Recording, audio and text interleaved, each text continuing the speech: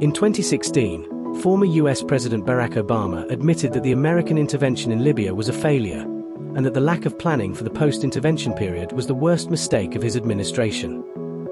Although he stopped short of an apology, he couldn't be more right. Let me give you some context. In 1967, Libya's economy was relatively small, with a GDP per capita of only $1,018. Then, in 1969, Muammar Gaddafi overthrew King Idris I in a bloodless coup. By 1980, Libya's GDP per capita had risen to about $13,823, higher than those of Western economic giants like the United Kingdom and Italy. Effectively, Libya, under Gaddafi, rose from a middle income to a high-income country in only 11 years. Despite fluctuations in global oil prices and numerous sanctions, the country's economy held on, and as of 2010, the GDP per capita was about $11,611. There was a sharp decline in 2011 to $7,784, followed by a substantial increase in 2012 to $15,765. Then, the decline began.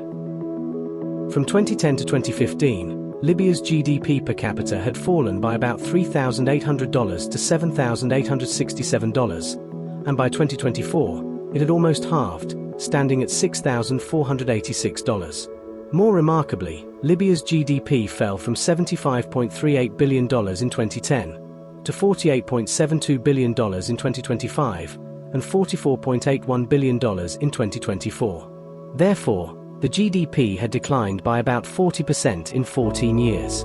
In sum, after a remarkable rise, Libya's economy hit a bump between 2010 and 2012, and has never been the same ever since.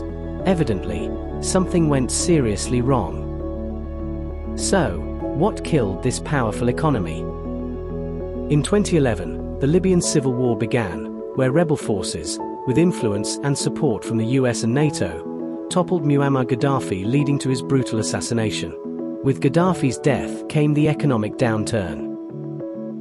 It is arguable that Gaddafi's nationalistic and socialist stance and policies fueled the country's economic growth. After taking power in 1969, Gaddafi sought to nationalize Libyan oil mines and financial institutions. He mandated that the country must have at least 51% of the profits and ownership of all mining operations within Libya. This resulted in the government owning about 60% of the oil mining companies and the profits. Gaddafi's deal was smart as it ensured that his country gets the lion's share of the profit, unlike in many other African countries where the foreign companies get over 60% of the share, leaving only a small margin for the local people and economy. Gaddafi also extended this policy to banks operating in the country. The result of this socialist approach was increased revenue and GDP for Libya, which allowed Gaddafi's administration to improve social welfare and well-being, such as making healthcare and education free for all. In particular, under Gaddafi, Libyans enjoyed free education up to the tertiary or university level, with the government expanding universities and building new ones. In healthcare, by 1978, Gaddafi had increased the number of doctors from 700 to 3,000. He had also increased the number of hospitals by 50%. Moreover, Libya had eradicated malaria, one of Africa's leading killer diseases. Gaddafi also embarked on a huge government housing scheme to get rid of shanties and slums across the country.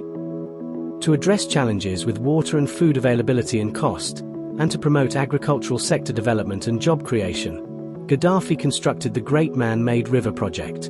This was the world's biggest irrigation system, which Gaddafi often referred to as the eighth wonder of the world. Women welfare and development was also part of Gaddafi's plan, as he initiated policy changes to allow women to vote and vie in elections, along with the free access to education and healthcare. Things changed with the start of the Civil War.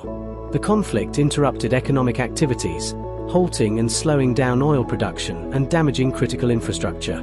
As a result, the economic situation deteriorated, the GDP and per capita earnings declined, poverty increased, and the country became politically unstable with never-ending wars.